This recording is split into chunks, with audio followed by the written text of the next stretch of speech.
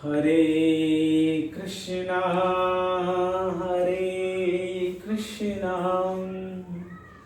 कृष्णा कृष्णा हरे हरे हरे राम राम राम हरे हरे हरे कृष्णा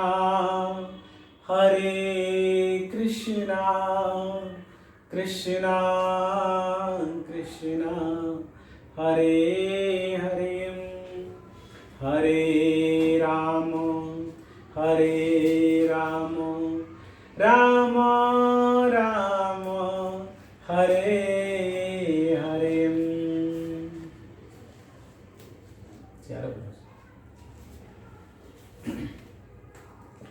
हरे कृष्णा। आज भगवान जगन्नाथ जी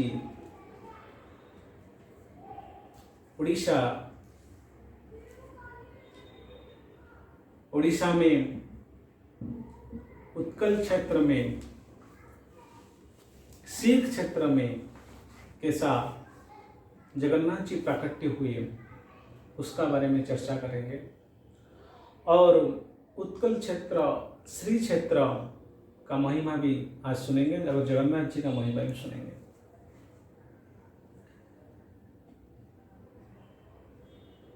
गुरु महाराज परम पूज्य लोकनाथ स्वामी महाराज एक बार बोल रहे थे कि एक विदेशी व्यक्ति इंडिया में आए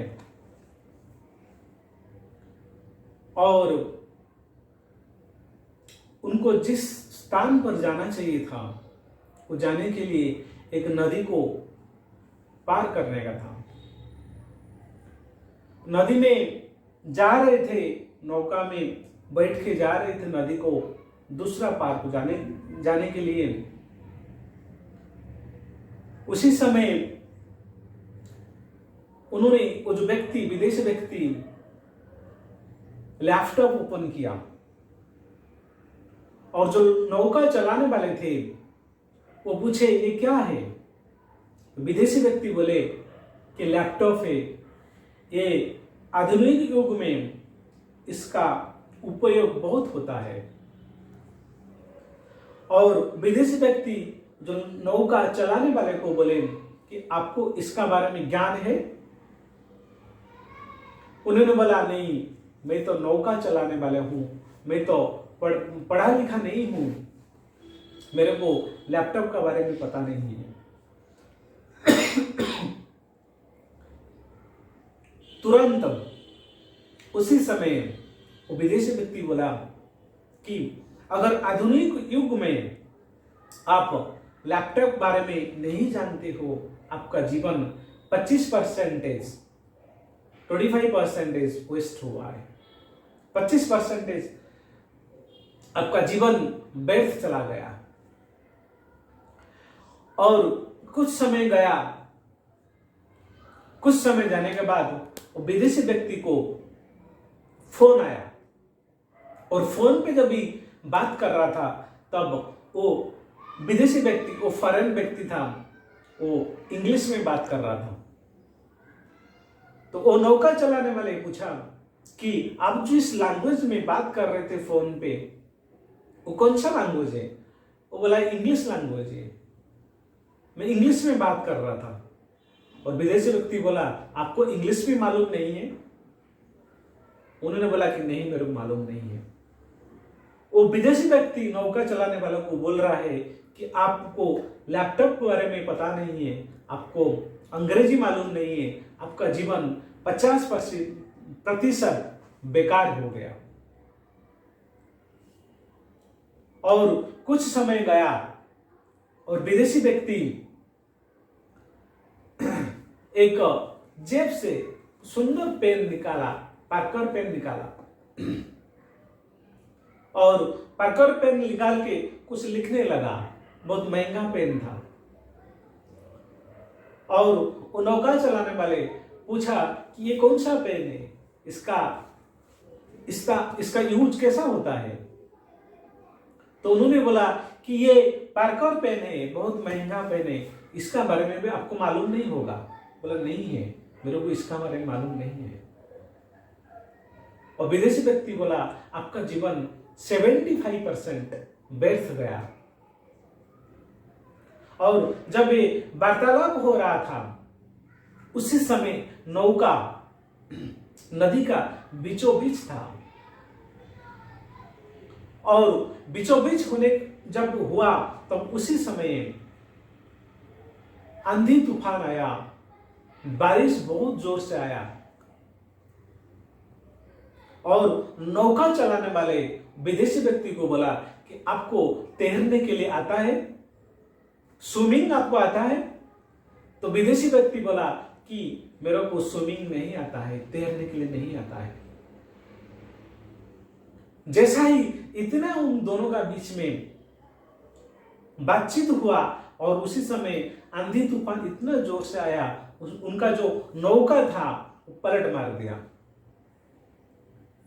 और उसी समय वो जो नौका चलाने वाले व्यक्ति था उन्होंने बोला कि मैं अंग्रेजी मेरे को मालूम नहीं है, मेरा जीवन 25% खराब में चला गया, मेरा 25% जीवन मेरा व्यर्थ है, मैं लैपटॉप चलाना नहीं जानता हूं, मेरा 25% मेरा जीवन व्यर्थ चला गया, और मेरे को मार्कर पेन का बारे में कुछ पता नहीं है, मेरा जीवन 75% व्यर्थ चला गया। लेकिन अभी आपको स्विमिंग नहीं आता है, आपका जीवन 100% व्यर्थ चला गया। अभी ये नदी से आप निकल नहीं सकते हो। अगर आपको स्विमिंग नहीं आता है, ये भव सागर को पार नहीं कर सकते हो। इसका तात्पर्य गुरु महाराज सुंदर भाषा में, सरल भाषा में समझा रहे थे कि हमारा जो जीवन है एक भव सागर है। अगर भव सागर को पार करने का है, भगवान का बारे में सुनना चाहिए, भगवान का लीला को स्मरण करना चाहिए, भगवान का सेवा करना चाहिए, भगवान का बारे में कीर्तन करना चाहिए। अगर ये भवसागर को पार करना है तो इस तरफ भगवान का सेवा नहीं करेंगे तो हमारा जीवन 100% व्यर्थ चला जाएगा। जैसा एक बिजनेसमैन, उसका उद्देश्य होता है कि कैसा बिजनेस में प्रॉफिट करो। बिजनेस का मेन उद्देश्य ऐसा होता है कि प्रॉफिट कैसा कमाए। ऐसा ही हमारा जीवन का जो उद्देश्य है, मनुष्य जीवन मिला है, अगर भगवान का बारे में जानने के लिए चेष्टा नहीं करेंगे, भगवान का करीब जाने के लिए हम चेष्टा नहीं करेंगे, हमारा जीवन 100% व्यर्थ चला जाएगा। इसीलिए भागवत में सूत गोस्वामी कहते हैं कि एतावन संख्य एगोभ्याम स्वधर्म परिनिष्ठायाम जन्म लाभे परे पुष्याम अंते नारायण स्मृति ही। अगर अंत समय में, जीवन का अंत समय में अगर मैं भगवान को स्मरण नहीं कर पाया, मेरा जीवन व्यर्थ चला जाएगा। फिर से मेरा जन्म होना पड़ेगा, फिर से ये मृत्यु लोक को आना पड़ेगा, फिर से मेरे को एक कष्ट भुगतना पड़ेगा। जीवन में अंग्रेजी मालूम नहीं है, वो ठीक है।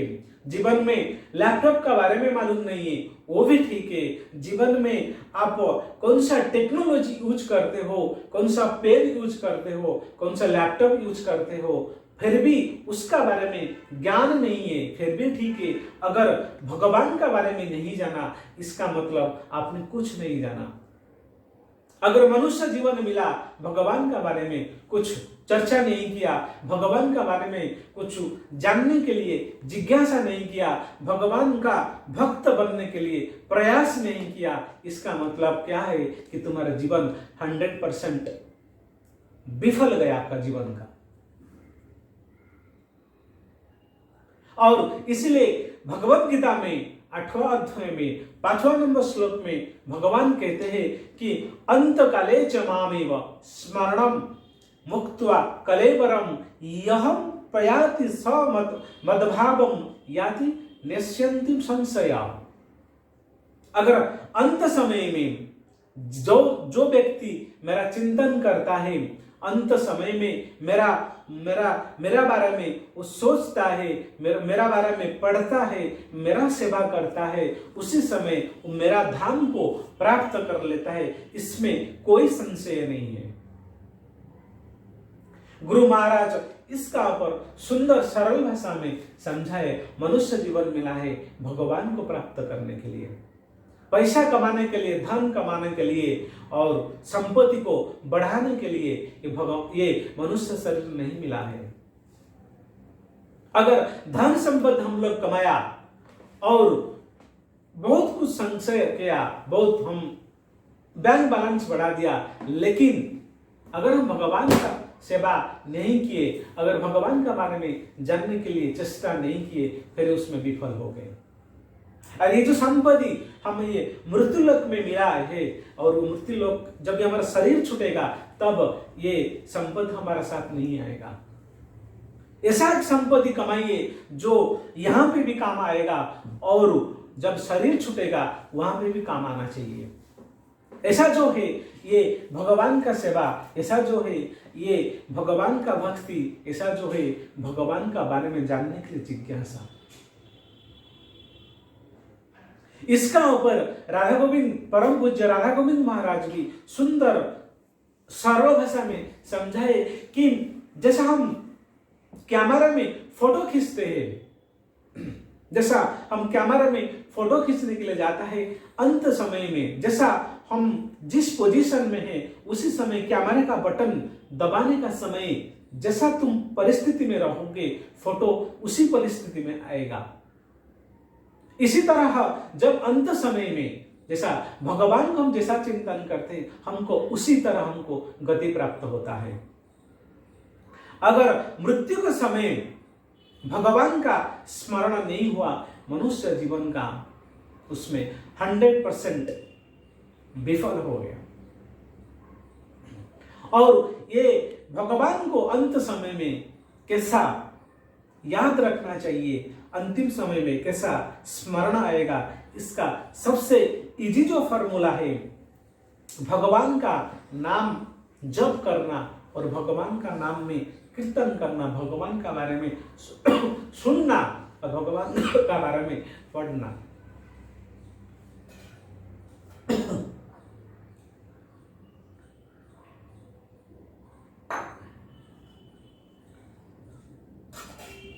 भगवान जो लीला किए उसका बारे में सुनना और उसको स्मरण करना और भगवान का नाम लेकर जप करना या कीर्तन करना।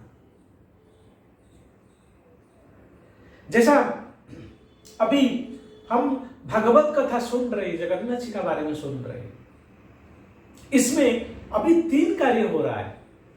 जो व्यक्ति बोल रहा है, जैसा कि मैं अभी बोल रहा हूं, भगवान के बारे में चर्चा कर रहा हूं, अभी मेरे लिए कीर्तन हो रहा है। और जो व्यक्ति प्रथम बार जगन्नाथ जी के बारे में सुन रहा है, उसके लिए कीर्तन हो रहा है, सॉरी, उसके लिए श्रवण हो रहा है। और जो व्यक्ति प्रथम बार सुन चुका है कथा को और दूसरा बार सुन रहा है या तीसरा बार सुन रहा है ये कथा को, उसके लिए ये कथा जो हो रहा है वो स्मरण हो रहा है। एक कार्य और उसका रिजल्ट आता है 3। जैसा हमको भूख लगता है, भूख लगने के बाद जब हम भोजन को ग्रहण करते हैं तब शरीर को पुष्टि मिलता है, मन को संतुष्टि मिलता है और हमारा जो भूख जो होता है वो भूख बंद हो जाता है। जैसे एक काम में 3 रिजल्ट आता है, इसी तरह जब हम भगवान का कथा जो बोल रहा है वो व्यक्ति के लिए कीर्तन हो रहा है, जो सुन रहा है प्रथम बार उसके लिए श्रवण हो रहा है, और जो व्यक्ति प्रथम बार एक कथा को सुन चुका है दोबारा तीसरा बार 3rd टाइम कथा सुन रहा है, उसके लिए ये स्मरण हो रहा है। और कथा में भागवत में ऐसा वर्णित है, जो स्मरण भक्ति है, हमारा जो साधन का सिद्धि करने के लिए साधन को सबसे हायर लेवल है साधन स्मरण भक्ति। क्योंकि अंत समय में हो सकता है हमारा शरीर हमारा साथ ना दे, हो सकता है अंत समय में भगवान का कथा पढ़ नहीं सकते, बैठ नहीं सकते हैं, हो सकता है हमारा जो शरीर है हमारा साथ नहीं देगा, लेकिन अंत समय में जब मन जो है भगवान में लगाने के लिए ये एक हायर लेवल है। अगर हम जीवन भर भगवान का बारे में कुछ कार्य किया, जीवन भर भगवान के बारे में सोचा, जीवन भर भगवान का सेवा किया, जीवन भर भगवान का प्रचार किया या भगवान का बारे में कुछ सोचते रहते हैं, तो अंतिम समय में भी भगवान का बारे में चिंतन आएगा। ये जो स्मरण भक्ति है सबसे हायर भक्ति में सबसे हायर लेवल है। हमारा शरीर कुछ साथ दे या ना दे, लेकिन हमारा जो मन है भगवान में लग जाए, अंतिम समय में वो हमको पार कर सकता है, ये भव सागर को पार कर सकता है।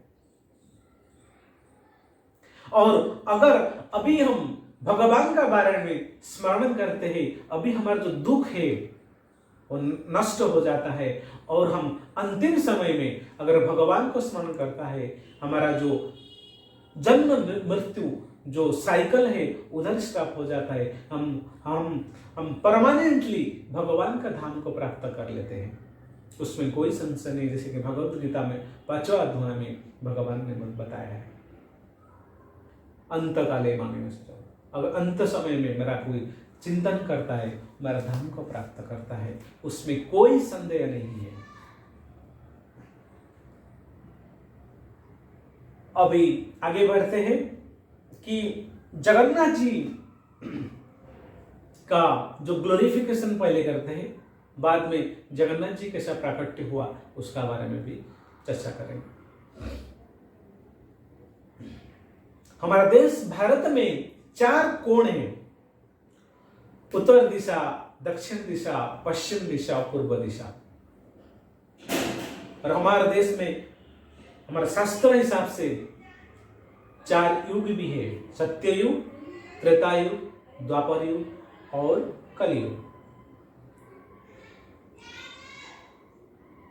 सत्ययुग का जो भगवान है बद्रीनाथ, वो उत्तर दिशा में बैठे हैं कि हमारा तपस्या को स्वीकार करते हैं। आज का समय में अगर 4 युग का विचार करें, सत्ययुग का भगवान उत्तर दिशा में बैठे हैं बद्रीनाथ रूप में, जो हमारा तपस्या को स्वीकार करते हैं। और त्रेता युग में जो भगवान है रामेश्वर भगवान, जो रामनाथ भगवान, और दक्षिण दिशा में हमारा भारत देश का दक्षिण दिशा में बैठे, और हमारा जो यज्ञ होता है यज्ञ को स्वीकार करते हैं, जो त्रेता युग में यज्ञ करके भगवान को प्रसन्न कर सकते हैं, और सत्य युग में तपस्या करके भगवान को प्राप्त कर सकते हैं। तो सत्य युग में जो बद्रीनाथ भगवान है वो तपस्या माध्यम से हमारा भक्ति को स्वीकार करते हैं। त्रेता युग में जो रामनाथ, जो रामेश्वर भगवान है, वो हम जो यज्ञ करते हैं यज्ञ को स्वीकार करते हैं। और द्वापर युग में जो द्वारिकाधीश है, जो द्वारिकानाथ है, वो हमारा परिचर्या, जो मंदिर बनाना, भगवान को सेवा करना, भगवान को ड्रेसिंग करना, वो जो सेवा है वो द्वापर युग का जो भगवान है द्वारिकाधीश उसका स्वीकार करते हैं। और कलयुग का जो भगवान जगन्नाथ जी है, जो हम लोग आज चर्चा करने वाले हैं, ये भगवान हमारा जो भगवान को जो भोग लगता है उसको स्वीकार करते हैं, भोग का रूप में स्वीकार करते हैं, हमारा सेवा को ग्रहण करते हैं। कलयुग में जो जगन्नाथ जी है जो पश्चिम दिशा में बैठे हैं, और वो पश्चिम दिशा में बैठे हैं, और जगन्नाथ जी हम उनको भोग लगाते हैं, वो भोग का जो सेवा है उसको स्वीकार करते हैं। इसीलिए जगन्नाथ जी हमेशा भोग स्वीकार करने के लिए 24 घंटा खाते रहते हैं, उनको जो भी भोग लगाते थे वो भोग को स्वीकार करते हैं। ये हमारा लिए भगवान के लिए सेवा है। जो कृष्ण उपासक है, जो जगन्नाथ जी के उपासक है, और जो गौर निताय का उपासक है, वो हमारा दृष्टिकोण से कम 3 बार भगवान को पूजा किया जाता है। अगर जगन्नाथ जी को पूजा हम करते हैं, अगर जगन्नाथ जी को पूजा करते हैं, जब सुबह का समय जो पूजा होता है, भगवान कृष्ण को चिंतन करके, भगवान कृष्ण का जो बाल स्वरूप है उसी का चिंतन करके जगन्नाथ जी का सेवा करेंगे तो जगन्नाथ जी उसको स्वीकार करते हैं। सुबह का समय जो भगवान का सेवा होता है, वो कृष्ण का बाल स्वरूप को चिंतन करके वो जगन्नाथ जी को पूजा करना चाहिए।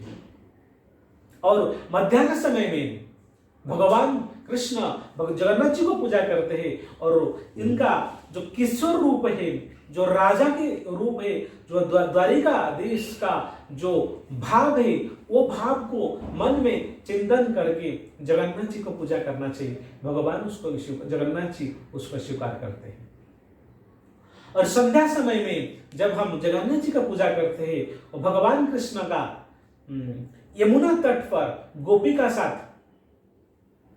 साथ में जब हम तट करते हैं यमुना तट पर, तब गोपीनाथ भगवान को मन में रख के जगन्नाथ जी का सेवा करना चाहिए। जैसे कि 3 समय में 3 बार जगन्नाथ जी का सेवा करते हैं, तो सुबह का समय भगवान कृष्ण का बाल स्वरूप को चिंतन करके सेवा करना चाहिए। दोबारा मध्याह्न समय में भगवान किशोर रूप का द्वारिकाधीश का चिंतन करके जगन्नाथ जी का सेवा करना चाहिए। और संध्या समय में जब जगन्नाथ जी का सेवा करते हैं, यमुना तट पर जब गोपिका साथ मिलन होता है, तब वो गोपीनाथ भगवान का चिंतन करके जगन्नाथ जी का सेवा करना चाहिए। और ये जगन्नाथ जी हुए जहां पे उत्कल क्षेत्र में है, उड़ीसा में है, पुरी में है, जगन्नाथपुरी में है, वहां पे जगन्नाथ जी का प्रसाद जाति प्रथा को जलाकर राख कर दिया। जहां पे एक स्थान पर चंडाल भी बैठता है, एक स्थान पर ब्राह्मण भी बैठता है, एक स्थान पर क्षत्रिय बैठते हैं, वहां पे सब लोग मिलकर प्रसाद लेते हैं। और वहां पे कोई भेदभाव नहीं है कि ये ब्राह्मण है, ये क्षत्रिय है, ये शूद्र है। और आज भी जगन्नाथ जी कोई जाति का भेदभाव नहीं करते, इसीलिए ब्राह्मण भी जगन्नाथ जी का सेवा करते हैं। और जो जन्म से शूद्र है, जो सवर कुल में जन्म हुए हैं, वो भी जगन्नाथ जी का सेवा करते हैं। जगन्नाथ जी का क्षेत्र में कोई ब्राह्मण, कोई शूद्र, ऐसा उनका भेदभाव नहीं उनका स्थान पर। ऐसा वर्णित है कि स्कंद पुराण में अगर कुत्ता रोटी लेकर जाता है, कुत्ता का मुख से रोटी छीनकर कोई खाता है, वो भी उसको पवित्र धाम को प्राप्त होता है, वो भी धाम को प्राप्त कर लेता है, वो खुद पवित्र हो जाता है।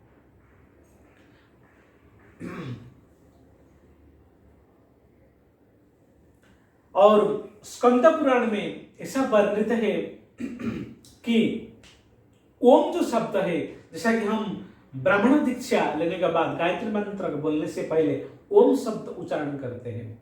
वो ओम शब्द में 3 अक्षर है, और उ मा।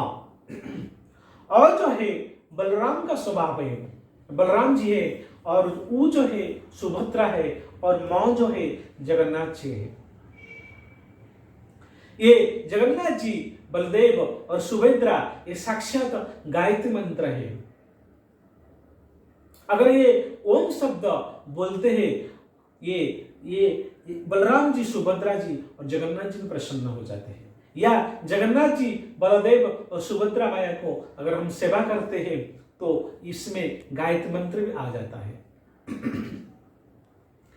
और हमारा जो 4 वेद है, ऋग्वेद, सामवेद, अथर्ववेद, यजुर्वेद, ये 4 वेद जो है, ये जगन्नाथ जी, बलदेव जी, सुभद्रा माया और सुदर्शन चक्र, ये चारों वेद का साक्षात 4 वेद का है। जो 4 वेद है, ये 4 वेद जो है वो 4 भगवान है, जगन्नाथ जी, बलदेव जी, सुभद्रा माया और सुदर्शन चक्र। इसमें वैष्णव का अनुसार जो वैष्णव है, जो विष्णु उपासक है, ये बलराम जी को रुद्र जी, शिव जी जैसा उनका स्वभाव है और वे प्रलय करते, शिव जी का संहार करने का कार्य है संसार में, तो वो बलराम जी ये काम कार्य करते हैं, तो रुद्र शिव जी का रूप में है। और सुभद्रा जो है ये ब्रह्मा जी का रूप में है। ये सृष्टि का जो प्रतीक है, सृष्टि करने में ये सुभद्रा जी का कार्य है। और जगन्नाथ जी का जो है विष्णु का स्वभाव है, ये सृष्टि में जो जीव है उनको पालन करना, पोषण करने के लिए जगन्नाथ जी विष्णु का रूप में है। और कृष्ण उपासक जो है ये ऐसा मानते हैं कि बलराम जी जो है कृष्ण का भाई है, सुभद्रा जो है कृष्ण का बहन है, और जगन्नाथ जो है साक्षात कृष्ण है। और धामवासी ऐसा मानते हैं कि बलराम जो है संकर्षण का प्रतीक है, और प्रद्युम्न जो है सुभद्रा का प्रतीक है, जो वासुदेव जो है और जगन्नाथ जी है, और अनिरुद्ध जो है ये सुदर्शन का प्रतीक है। और ऐसा माना गया, जो गुण हिसाब से हम चर्चा करेंगे, जो तमोगुण जो है ये बलराम जी का स्वभाव है, और जो रजोगुण है सुभद्रा का स्वभाव है, और जो सत्वगुण है वो जगन्नाथ जी का स्वभाव है। इसमें सभी प्रकार का कंक्लूजन आता है कि जगन्नाथ जी का सेवा करते समय, जगन्नाथ जी का सेवा करने के लिए कोई भी व्यक्ति इच्छा करते हैं वो जगन्नाथ जी का सेवा कर सकते हैं। कोई उसमें संशय नहीं है कि ब्राह्मण व्यक्ति जगन्नाथ जी का सेवा करेंगे और शूद्र जो चतुर्थ वर्ण है वो जगन्नाथ जी का सेवा नहीं कर पाएंगे। लेकिन यहाँ पे जगन्नाथ जी सबका सेवा को स्वीकार करने के लिए कलयुग में प्रकट हुए। और ब्रह्मगौड़ीय संप्रदाय में जैसा कि 4 संप्रदाय है, 4 संप्रदाय में एक जो संप्रदाय ब्रह्मगौड़ीय संप्रदाय, जो हम लोग इस संप्रदाय में है, जिस संप्रदाय में चैतन्य महाप्रभु इस संप्रदाय में आए, और उसी संप्रदाय में हम लोग है ब्रह्मगौड़ीय संप्रदाय। और ये जो संप्रदाय है गोपी प्रेम रस को आस्वादन करते हैं भगवान को प्राप्त करने के लिए। भगवान को प्राप्त करने के लिए गोपी प्रेम जो रस है उसका आस्वादन करते हैं।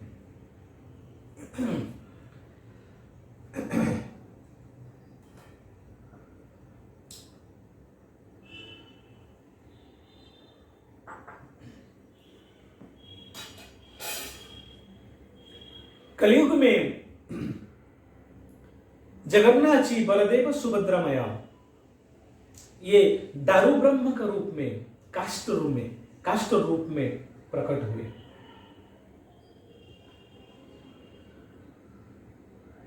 जैसा एक वटवृक्ष और कोई भी वृक्ष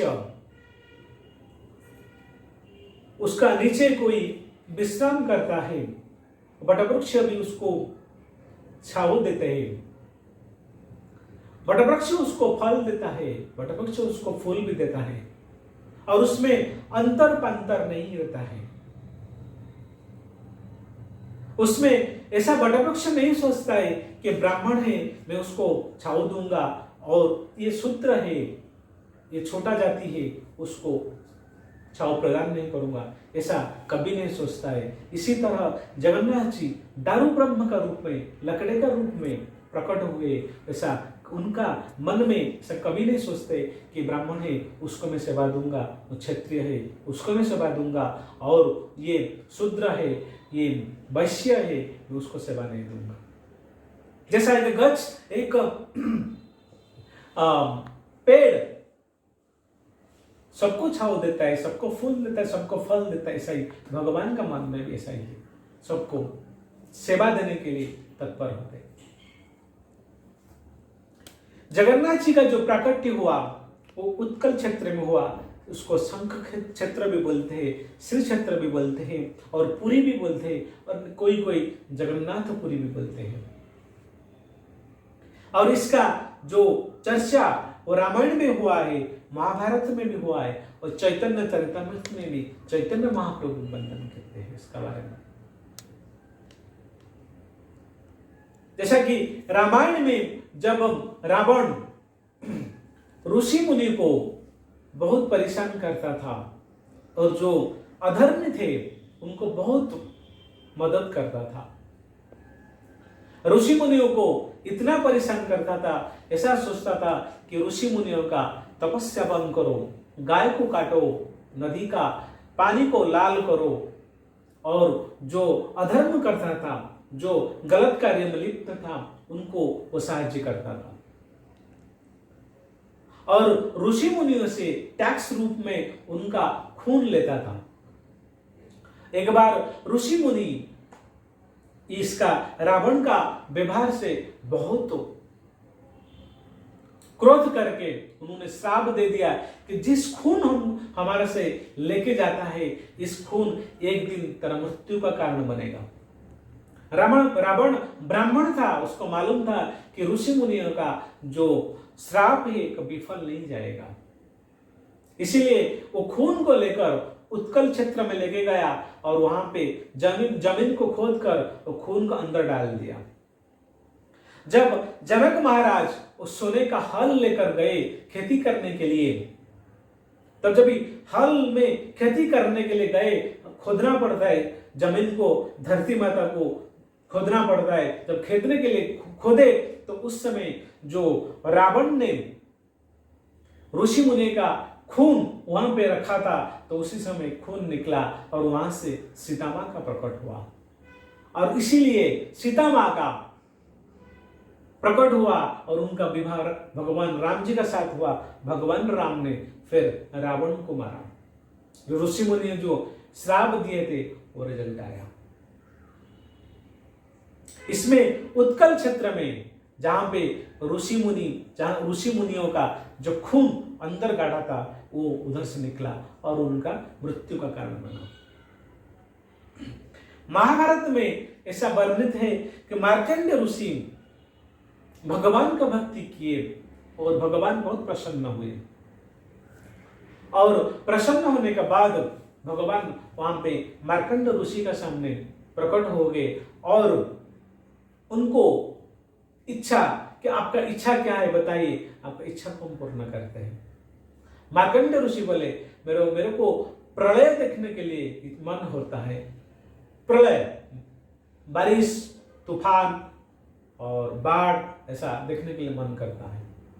भगवान तथास्तु किए। उस समय आंधी तूफान आया, बारिश हुआ, बाढ़ आया, सब कुछ हुआ, और उसी में मार्कंडेय ऋषि डुबकी मार रहे थे, पानी भी पी रहे थे बीच बीच में। ऐसा मने मने सोच रहे थे कि ऐसा अगर मैं नहीं सोचता तो अच्छा होता था।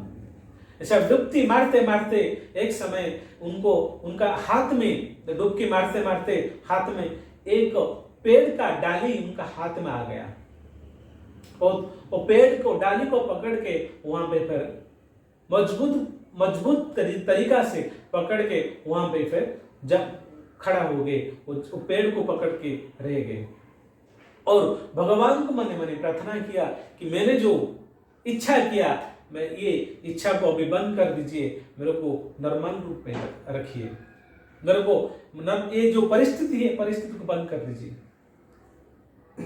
और उसी समय जिस डाल को पकड़ के रखा था एक बटवृक्ष था। अब उसने देखा कि बटवृक्ष का एक पत्ता में भगवान एक बाल स्वरूप रूप में पेड़ का अंगूठी को पकड़ के चूस रहे थे। वो समझ गया कि भगवान कृष्ण का लीला है, और उधर ही भगवान को स्मरण किया। उन्होंने बोला कि मेरा जो इच्छा था मैंने देख लिया, अभी आप इसको बंद कर दीजिए।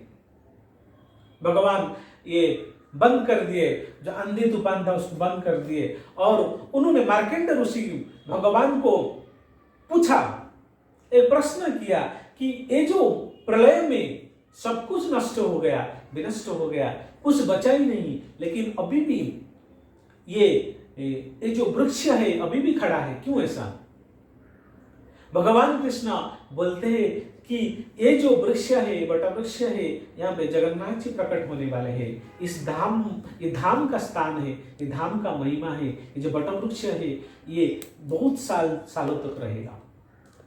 अभी भी बटा वृक्ष जगन्नाथ जी का धाम में, पूरे क्षेत्र में अभी भी है। और बटा वृक्ष का नीचे बैठकर जो मनन करते, जो चिंतन करते, जिसको प्राप्त करने के लिए उनका मनस्कामना पूर्ण भी होता है। और चैतन्य महाप्रभु यहां पर जगन्नाथ जी पुरी में आके भी भगवान का साथ लीला किए कि वो चैतन्य महाप्रभु जो है वो राधा रानी का भाव लेकर आए थे। चैतन्य महाप्रभु जो है साक्षात राधा रानी है, और भगवान कृष्ण जगन्नाथ जी जो है ये कृष्ण का रूप है। और चैतन्य महाप्रभु यहां पे बोलते हैं कि नीलाचल होइले जेन श्री वृंदावन। ये जो नीलाचल धाम, ये जो पूरी जगन्नाथ धाम है, ये साक्षात वृंदावन ही है।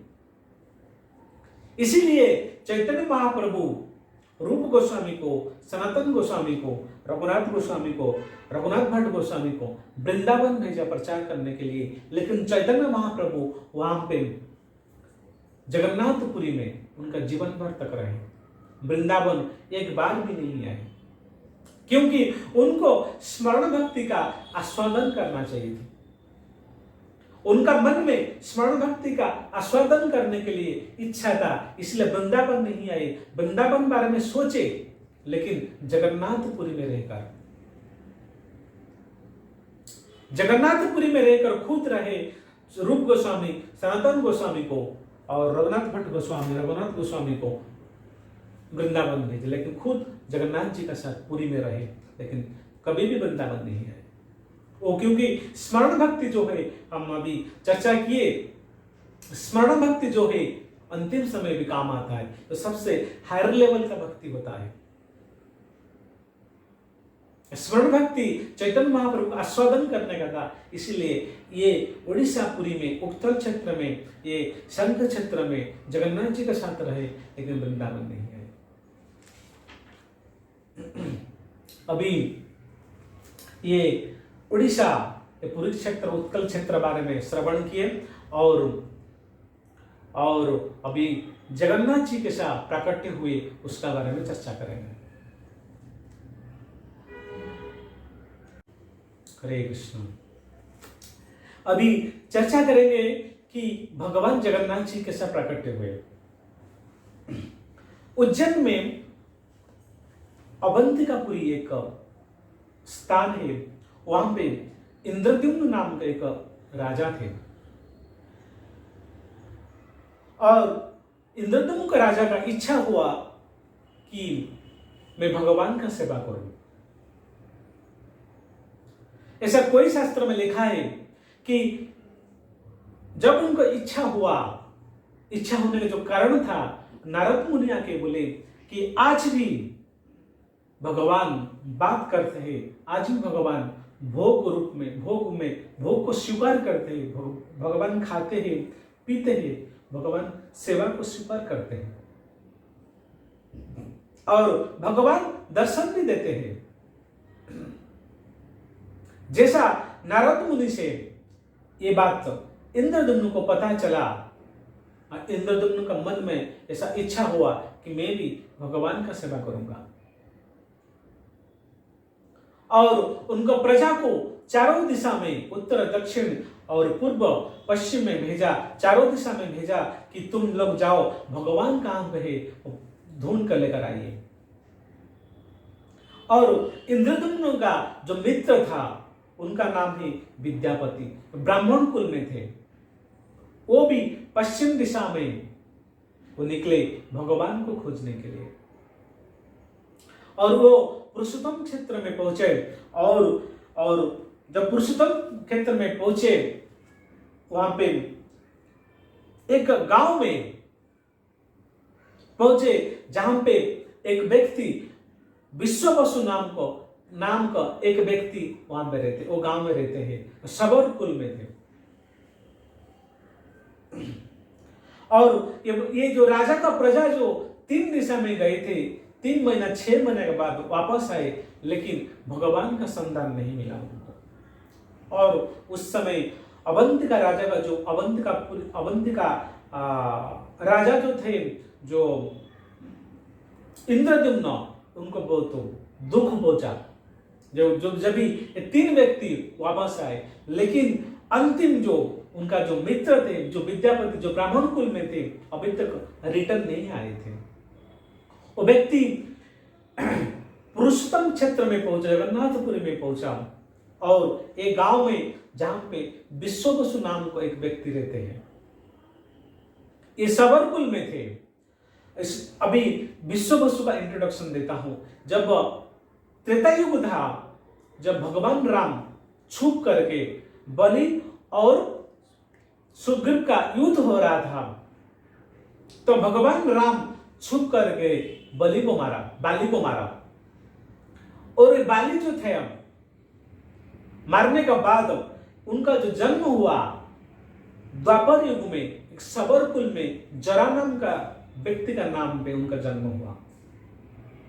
और ये जरा नाम का व्यक्ति द्वापर युग में भगवान जब शयन कर रहे थे, उनका लीला अंतिम हो रहा था, तब उनको हिरण का कान समझकर बाण चलाया और भगवान का लीला वहां पे समाप्त हुआ। क्योंकि त्रेता युग में भगवान राम छुप कर मारा था, और ये भी हिरण का कान समझकर भगवान को छुप करके मारा, और भगवान का लीला उस समय भी समाप्त हुआ। जैसा उसको पता चला, भगवान का चरण में मैंने बाण चलाया, भगवान का चरण में सीधा जाकर गिर गया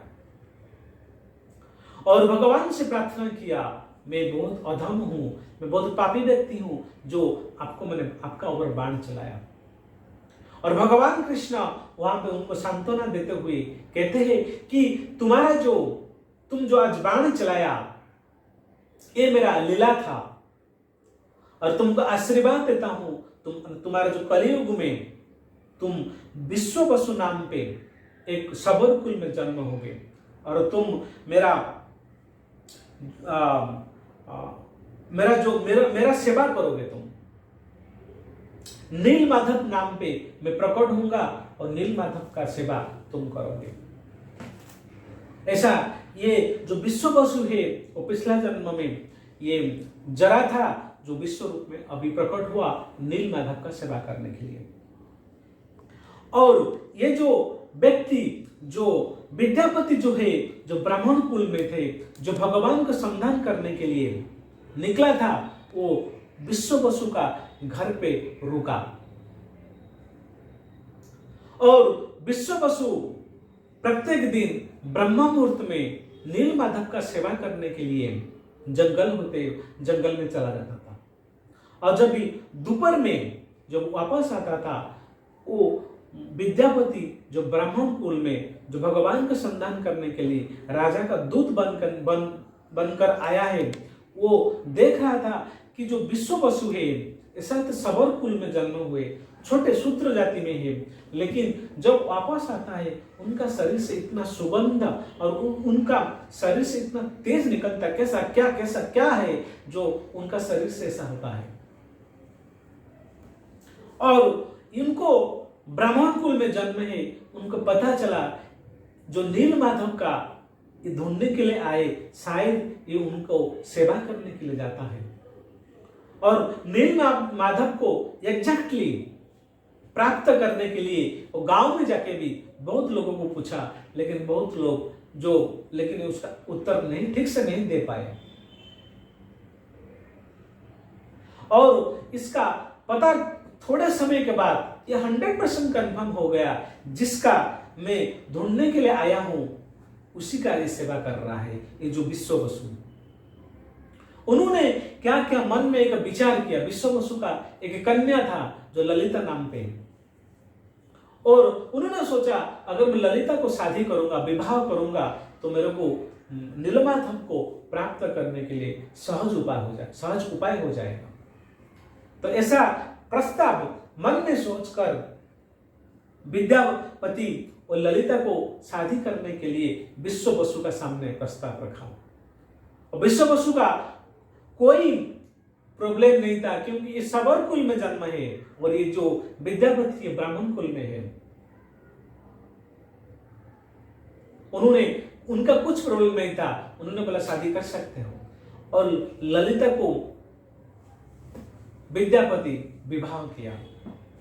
विवाह का कुछ दिन समय बीतने के बाद विद्यापति ललिता को पूछता है कि तुम्हारा पिताजी ब्रह्म मुहूर्त में चले जाते हैं, दोपहर में वापस आते हैं, लेकिन शरीर से इतना सुगंध और इतना तेज कैसा निकलता है, आपका पिताजी क्या करते हैं? तो ललिता पत्नी थी, तो कैसा पति को झूठ बोल सकता है?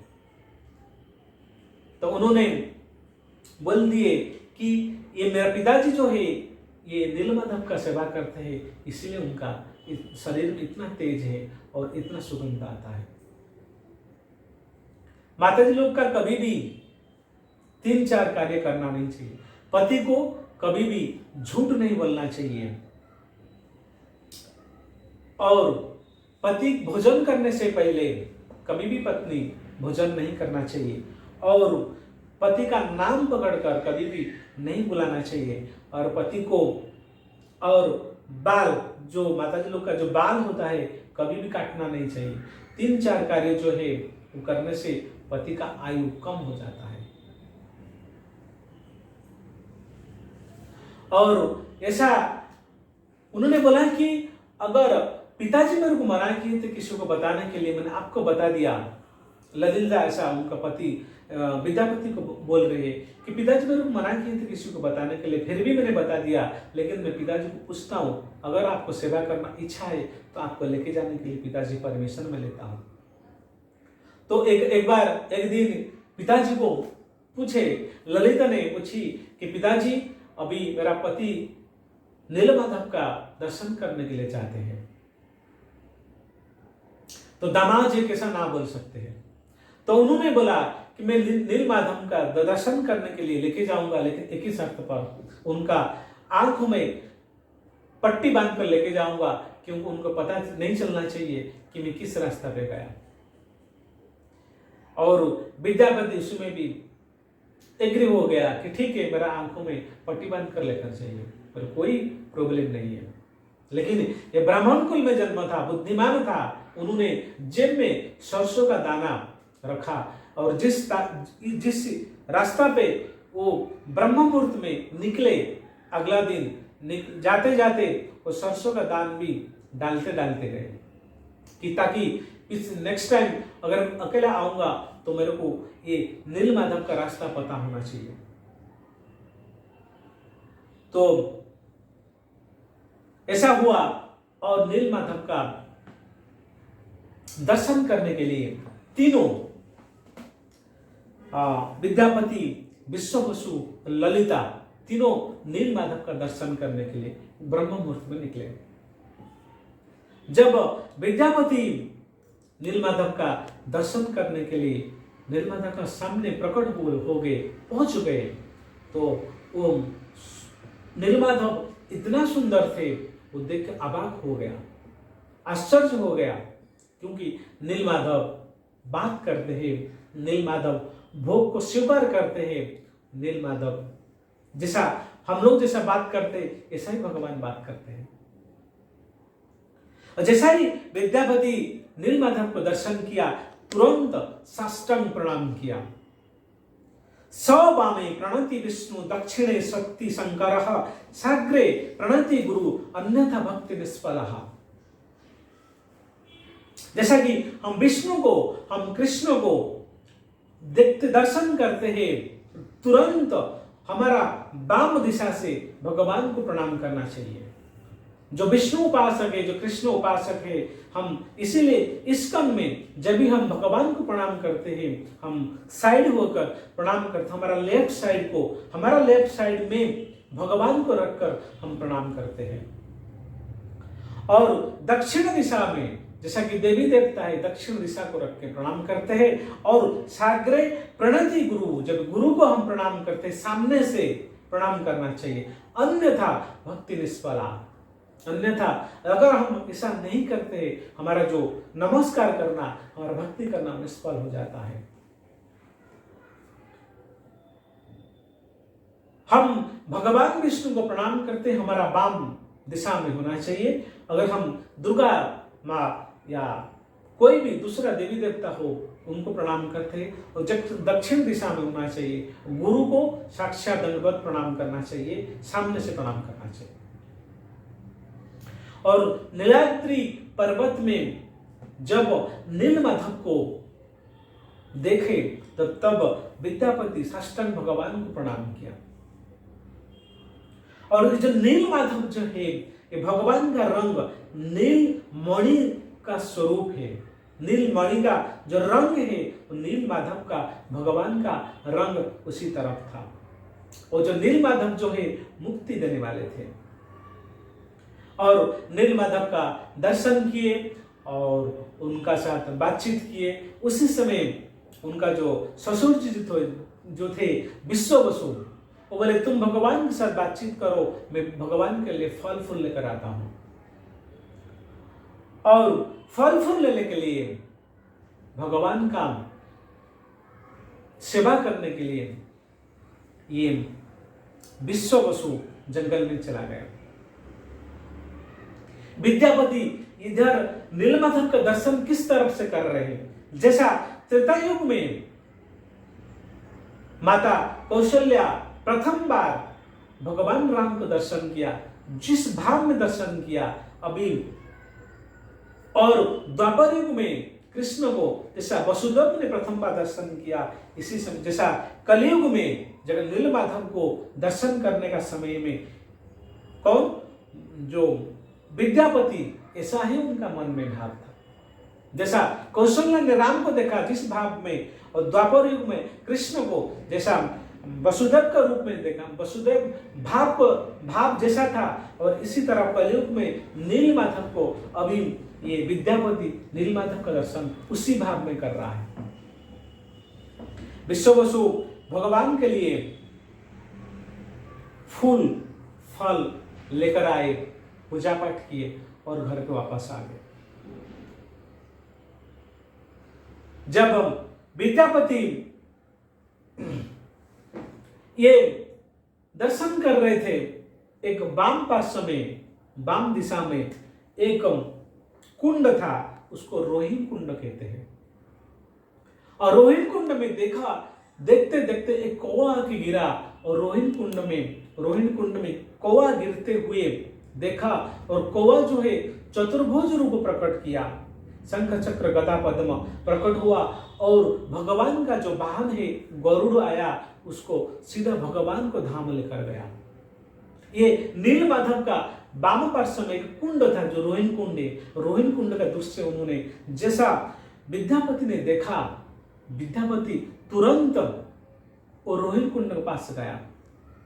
विद्यापति ऐसा सोचा कि अगर एक कौवा दिन भर kaa करते रहता है और दिन भर मल मूत्र को गंदगी को खाते रहता है, अगर उसका शरीर एक कुंड में गिरता है और भगवान का धाम को प्राप्त करता है, हम तो मनुष्य है, भगवान का सेवा करते हैं, इस कुंड में गिरेंगे और सीधा भगवान का धाम में चले जाएंगे। ऐसा सोचकर जैसा विद्यापति ने कुंड के पास जा रहा था, उसी समय आकाशवाणी हुआ कि तुम राजा का सेवा के लिए यहां पे आया है और मेरे को लेके जाने के लिए आए हो। तुम ऐसा कार्य नहीं कर सकते हो जो स्वार्थ का कार्य है। जैसा आकाशवाणी हुआ, भगवान का आकाशवाणी हुआ, तब उन्होंने उनका मन में स्ट्राइक किया, मैं किसके लिए आया था और क्या काम कर रहा हूं। और इसी समय फिर वो वापस आ गए, और उसी दिन उसी रात को विश्व वसु को भगवान ने स्वप्न में आए कि अभी तुम्हारा सेवा में मैं बहुत प्रसन्न हूं और इंद्रद्युम्न जो राजा है उनका सेवा प्राप्त करने के लिए, ऐश्वर्य सेवा को प्राप्त करने के लिए मैं अभी जगन्नाथ रूप का प्रकट करना चाहता हूं। अभी तुम्हारा सेवा यहां पे बंद हो जाएगा। और उसी रात को ये विश्व वसु को स्वप्न आया, भगवान ने स्वप्न दिखाया और सुबह होते हुए विद्यापति को भगवान का संधान मिल चुका है। वो सुबह जाने के लिए ललिता को बोलते हैं कि मैं राजा का पास जाता हूं और नीलमाधव को लेकर जाएंगे, हम लोग उस राजा का महल में रहेंगे और हम भगवान का सेवा करेंगे। ललिता जैसा ये संवाद उनको पिताजी को बताती है। पिताजी का माइंड स्ट्राइक उधर ही किया कि मैंने रात को स्वप्न आया था कि इंद्रद्युम्न का सेवा ग्रहण करना चाहते हैं भगवान, और ये जो है राजा का पास जाना चाहता है, और ये उज्जैन अवंतिकापुरी का बात जगन्नाथ जी भी ना नीलमाधव जो है वो बोल रहे थे कि अवंतिकापुरी जाने के लिए ये विद्यापति जो बोल रहे ये शायद राजा ने उनको भेजा है। उन्होंने क्या किया कि मेरा सेवा, उनका मन में ऐसा विचार आया मेरा सेवा इधर ही बंद हो जाएगा, इसीलिए उन्होंने विद्यापति को एक कमरा में बंद करके रखा। ऐसा सोचा कि मैं विद्यापति को अगर आगे छोड़ूंगा ये राजा का पास जाएगा, राजा आके लेकर जाएंगे, अगर विद्यापति को बंद करूंगा मेरा सेवा जो है ऐसा चालू रहेगा।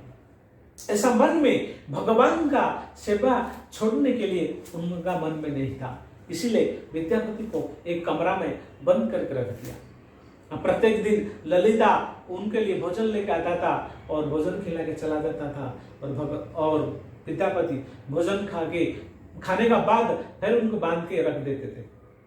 ऐसा कई महीना चला। बाद में वो विद्यापति उनका पत्नी ललिता को बोलती है मैं मर जाऊंगा इस तरह रहूंगा, तो मेरे को जिंदा देखना चाहते हो तो मेरे को खोल दो। तो ललिता जो पत्नी जो थी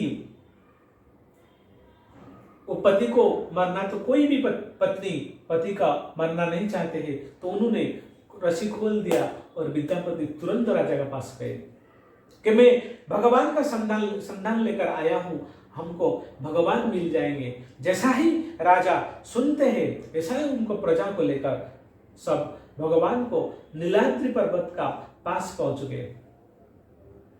और नीलाद्रि पर्वत का पास पहुंचते समय भगवान जब पर्वत को चढ़ने से पहले उनका जूता निकाल दिया और बाद में जो राजवेश था उतार दिया, क्योंकि भगवान का दर्शन करने के लिए जाते हैं। ऐसे ये इंद्रद्युम्न से राजा से सीखना चाहिए कि जब हम भगवान का दर्शन करने के लिए जाते हैं या हमारा जो पद, हमारा जो पोस्ट है ये घर पर रख के जाना चाहिए, क्योंकि भगवान का पास सभी व्यक्ति समान दृष्टि से होते हैं।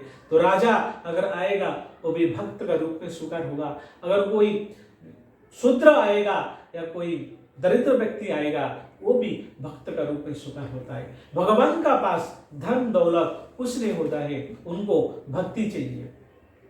राजा ये पोशाक, ये चप्पल, जूता सब नीचे रखे और भगवान को दर्शन करने के लिए नीलाद्रि पर्वत का ऊपर जाते हैं। नीलाद्रि पर्वत में देखते हैं कि भगवान वहां पे नहीं है, जो नीलमाधव थे वहां पे नहीं है। और यहाँ पे विद्यापति बोलता है मैं सरसों का दान मैं डालकर आया था यहाँ तक, और उसका भगवान का लेफ्ट साइड में वाम पार्श्व में एक कुंड था जो रोहिणी कुंड ये भी है, लेकिन भगवान कहाँ गए। राजा को पता चला कि जो विश्ववसु है ये शायद डर करके भगवान को कहीं पे छुपा करके रखा है, और वो गांव को पूरा घेर लिया विश्ववसु को पकड़ने के लिए, भगवान को लेके जाने के लिए। लेकिन जब गांव में घेरा विश्ववसु को पकड़ने के लिए जा रहे थे, उस समय आकाशवाणी हुआ कि भगवान नीलमाधव आकाशवाणी किए कि मैं अभी नीलमाधव का रूप में पूजा होना नहीं चाहता हूं, मैं अभी जगन्नाथ जी का रूप में प्रकट होना चाहता हूं। अब तुम राजा हो तो मंदिर बनाओ, सभी को इस मंदिर में सेवा दो, मंदिर बनाओ, जगन्नाथ जी का प्रकट करो। और मंदिर बनने के बाद ब्रह्मा जी को बुलाओ, ब्रह्मा जी को बुला के मेरा प्राण प्रतिष्ठा मंदिर में करना। और आकाशवाणी भी हुआ कि कैसा आपका प्रकट होगा, कि उन्होंने बोला कि समुद्र एक नदी है, नदी में 3 लकड़ी आएगा और 3 लकड़ी में मेरा 3 लकड़ी जो आएगा मेरा 3 मूर्ति बनेगा, जगन्नाथ जी, बलदेव, सुभद्रा करके बनेगा। और मंदिर इंद्रद्युम्न राजा मंदिर बनाया, जैसा 95% मंदिर का समाप्त हुआ, तब उन्होंने ब्रह्मा जी को बुलाने के लिए फिर ब्रह्मा जी के पास पहुंचे। और उस समय हमारा भौतिक संसार में ब्रह्मा जी का कुछ सेवा कुछ था। जब भी ब्रह्मा जी के पास पहुंचे तब ब्रह्मा जी भी तब उस समय कुछ कार्य में व्यस्त थे, सेवा में, भगवान का सेवा में व्यस्त थे। तो ब्रह्मा जी का जब भी 1 सेकंड होता है भौतिक संसार में सालों साल, हजार साल बीत जाता है। तो ब्रह्मा जी आने में लेट हुआ, बीच में एक इतना लेट हुआ कि जब ब्रह्मा जी और राजा इंद्रद्युम्न आए पृथ्वी पृष्ठ में, तो उस समय ना ये विश्ववसु था, ना ललिता थी, ना ये विद्यापति थे, सब शरीर छोड़ दिए थे। और जब मंदिर बना था वो समुद्र का बाली उड़ते उड़ते मंदिर भी ढक चुका था, मंदिर दिखाई नहीं दे रहा था। एक समय में गल माधव करके एक राजा थे और राजा घोड़ा में बैठ के जा रहे थे, वो घोड़ा का पैर वो जो मंदिर का चक्र में अटक गया, वो घोड़ा गिर गया। घोड़ा जब गिरा तब वो गल माधव जो राजा थे, वो गल माधव आके बालू को निकालते भगवान का जो मंदिर का चक्र पहले दिखाई दिया। और चक्र दिखने के बाद में जब बालू को पूरा निकाला, मंदिर पूरा दिखाई दिया और वो गल माधव राजा बहुत प्रसन्न हो गए। उन्होंने बोला कि फ्री में कुछ मेहनत किया बिना मंदिर बन गया। उन्होंने तुरंत, उनका नाम गल माधव था इसलिए माधव प्रभु भगवान को आकर वहां पर रख दिया। और जब ये ब्रह्मा जी का साथ जब राजा इंद्रद्युम्न आए, देखा तो गल माधव, ये माधव प्रभु करके भगवान रखा है। उन्होंने बोला, जब जैसा देखा कि मंदिर में माधव प्रभु का विग्रह है, तो उन्होंने तुरंत निकालने के लिए प्रजा को आदेश दिया। और उस समय गल माधव राजा भी आके पहुंचते हैं और इंद्रद्युम्न राजा का बीच में युद्ध होने के लिए गया। इंद्रद्युम्न बोल रहा है ये मेरा मंदिर है, और गल माधव राजा भी बोल रहे कि ये मेरा मंदिर है। और उस समय प्रमाण करने के लिए कछुआ को, एक समुद्र से कछुआ निकला। उन्होंने बोला कि इंद्रद्युम्न जो थे ये हमको पत्थर उठा उठा के ये मंदिर बनाया, और पत्थर उठा उठा के हम लोग, मेरा जन्म जो था पिछले मनुष्य जन्म था, पत्थर उठा उठा के मैं समुद्र में कछुआ का रूप में अभी जन्म लिया हूं। लेकिन ये जो मंदिर है इंद्रद्युम्न ने ही बनाया था। बाद में वहां पे एक काकभूषुंडी भी आके पहुंचे कि उन्होंने बोला ये जो मंदिर जो बनाया है, ये काकभूषुंडी बताया कि इंद्रद्युम्न राजा बनाया है, ये गल माधव ने बनाया है। और साबित होने के बाद आकाशवाणी हुआ कि तुम दोनों राजा है और जगन्नाथ जी का प्रकट कीजिए। और जगन्नाथ जी का प्रकट होने के लिए 3 लकड़ी बांकी मुहानी नदी से आएगा, उसमें वो जो लकड़ी है उसमें शंख चक्र गदा का चिन्ह रहेगा। वो लकड़ी को लेकर आइए, मेरा 3 मूर्ति बनाइए। जगन्नाथ जी, बलदेव जी और सुभद्रा जी का मूर्ति बनाकर मेरा पूजा कीजिए। और देखा कि नदी में बांकी मुहानी नदी से 3 लकड़ी तैरते तैरते आ रहा है। उसमें देखा कि 3 शंख चक्र गदा पद्म करके वो लकड़ी में था और लकड़ी को उठा के लेकर आए। और राजा ने लकड़ी को उठाने के लिए बहुत प्रजा को बुलाया, लकड़ी नहीं उठा। क्रेन भी मंगाया, फिर भी लकड़ी नहीं उठा। लेकिन उस समय एक बूढ़ा व्यक्ति और एक उसका साथ एक कन्या थी, वो आए कि हम लोग ये लकड़ी को उठाए। ये लकड़ी को उठाए दोनों, और आसानी से लकड़ी उठ गया। वो जो व्यक्ति थे, वो जो बूढ़ा व्यक्ति थे, वो विश्व वसु था। और वो जो कन्या थी, उनका बेटी थी, उनका कन्या जो बेटी थी ललिता थी। और दोनों हाथ लगाते हुए जैसे ही लगाया, लकड़ी उठ गया। और लकड़ी को गुंडीचा महल में लेके गए। गुंडीचा मतलब इंद्रद्युम्न पत्नी का जो रानी जो थी, वो उनका नाम गुंडीचा है। उनका महल में रखा और उनका महल में रखने के लिए रखा। और भगवान का स्वरूप जगन्नाथ जी, बलदेव और सुभद्रा जी का मूर्ति बनाने के लिए वहां पे रखा। और सभी बहुत कारीगर को बुलाया मूर्ति बनाने के लिए। लेकिन जैसा ही उनका हाथुड़ा मारते, हाथुड़ा टूट जाता था, लेकिन मूर्ति नहीं बनता था। कुछ समय बीता कि एक व्यक्ति आया, एक बूढ़ा व्यक्ति आया और उन्होंने बोला, कोई मूर्ति बना लो, कोई मूर्ति बना लो, मूर्ति बना लो। बोले इतना जन चले गए, कोई मूर्ति नहीं बना पाया। वे बूढ़ा व्यक्ति को देते, चांस देते। और ये जो बूढ़ा व्यक्ति है, कोई नहीं था, ये था विश्वकर्मा। विश्वकर्मा जी भगवान को बनाने के लिए साक्षात विश्वकर्मा है।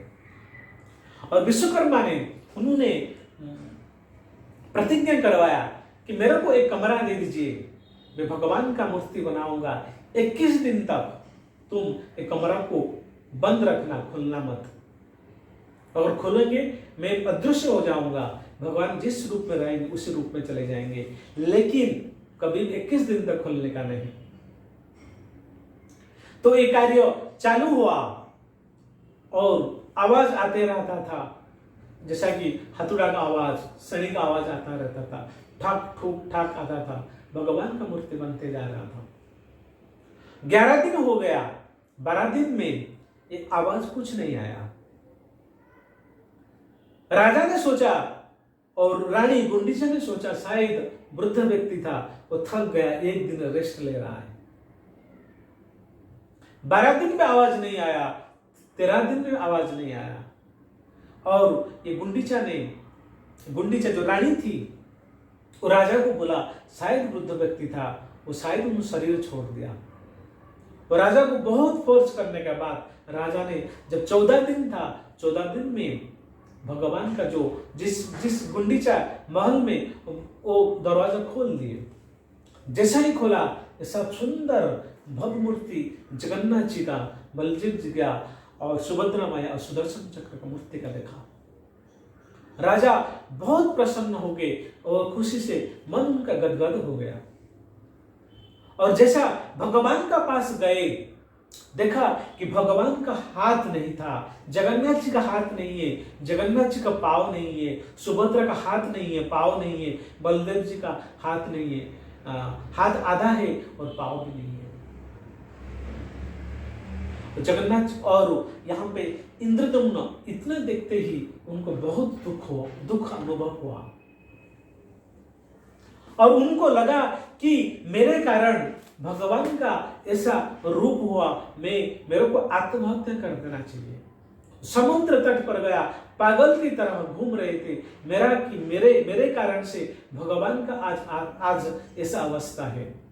समुद्र में आत्महत्या करने के लिए जा रहे थे, उसी समय भगवान ने आकाशवाणी किया कि ये मेरा इच्छा था, ये मेरा लीला था, मैं ऐसा रूप में प्रकट होना चाहता था। जैसा कि द्वापर युग में राधा रानी का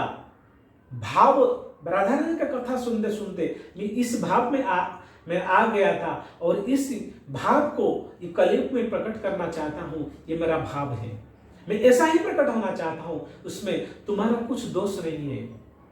जैसा ही उन्होंने राजा इंद्रद्युम्न और गुंडीचा रानी ने सुना, तो उनको थोड़ा सांत्वना आया।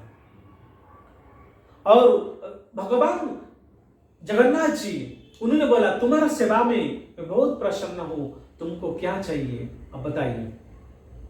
और प्रथम जब इंद्रद्युम्न ने भगवान से मांगते हैं कि मैंने इतना सुंदर महल बनाया, इतना सुंदर आपके लिए मंदिर बनवाया और आपका सुंदर मूर्ति ऐसा मेरे से संपन्न हो रहा है, मैं चाहता हूं मेरा कुल में मेरा कोई पुत्र नहीं ऐसा होना चाहिए कि आगे जाकर अधिकार साब्यस्त करे और आपका सेवा को गलत साब्यस्त, आप सेवा को स्वीकार ना करे, मेरे को पुत्र नहीं चाहिए,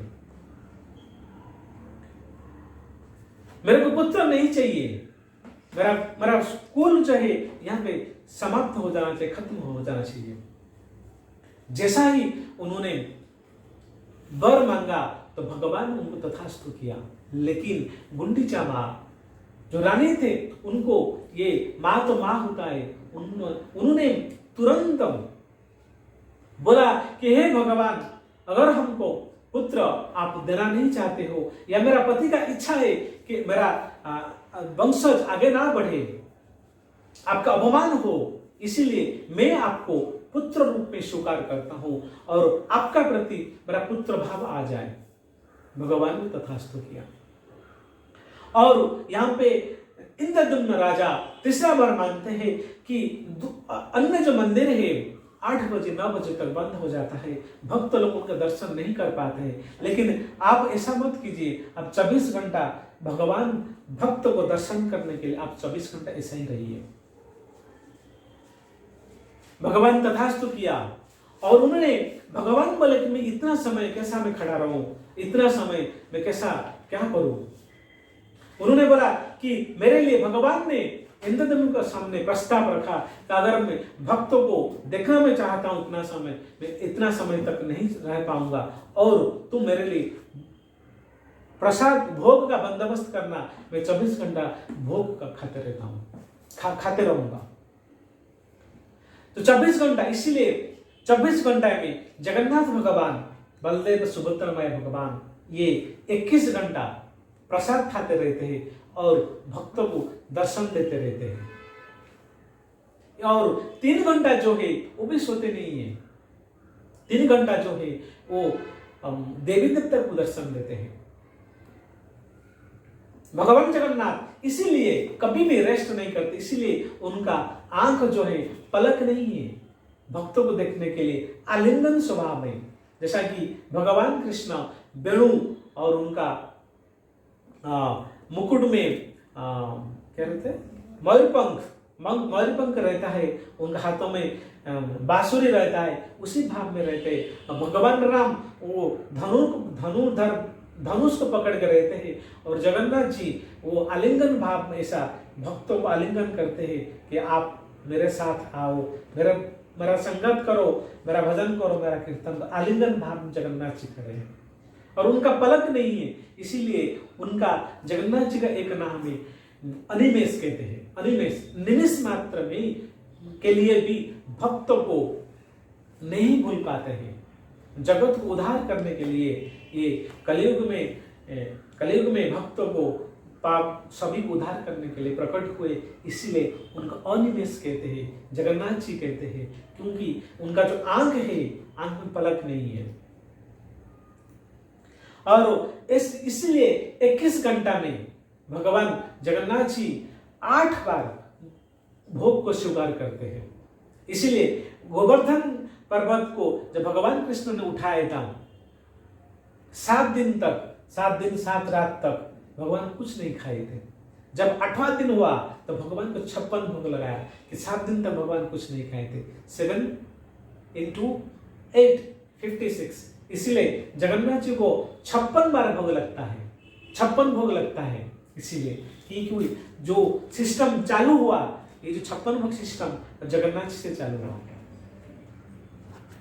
और गुंडीचा देवी मंदिर में जगन्नाथ प्रकट हो गए। जब गुंडीचा से जगन्नाथ मंदिर के लिए आने को जगन्नाथ जी हुआ कि तभी गुंडीचा रानी वो जगन्नाथ जी के सामने सो गए सीधा। अगर आपको जाने का है मंदिर, गुंडीचा रानी का इच्छा नहीं था कि भगवान को छोड़ने के लिए,